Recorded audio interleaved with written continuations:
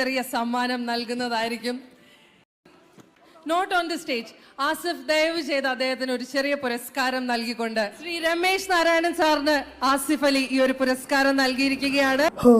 നന്നായി ഉറക്കം വരുന്നുണ്ട്. എന്നാൽ ഈ ഒരു ഇൻസിഡന്റിന് റെസ്പോണ്ട് ചെയ്യാതെ ഉറങ്ങാൻ തോന്നിയില്ല. എൻ്റെ ആയുധമായ പെൻസിൽ എടുത്തു, വരച്ചു. ഒരിക്കലും ഒരു കലാകാരൻ ചെയ്യാൻ പാടില്ലാത്തൊരു പ്രവൃത്തിയാണ് ശ്രീ രമേശ് നാരായൺ മ്യൂസിക് ഡയറക്ടർ ചെയ്തതെന്ന് എനിക്ക് തോന്നി.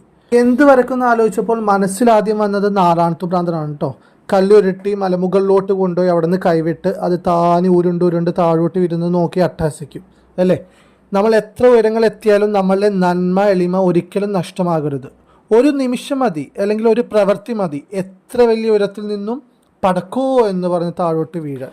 ഒരു ചെറു പുഞ്ചിരിയോടെ അവിടെ റിയാക്ട് ചെയ്ത ആസിഫ് അലിക്ക് ഇരിക്കട്ടെ ഒരു പൊൻകിരീടം. മാളികമുകളേറിയ മന്നൻ്റെ തോളിൽ മാറാപ്പു കയറ്റുന്നതും ഭവാൻ. അപ്പോൾ ഗുഡ് നൈറ്റ്.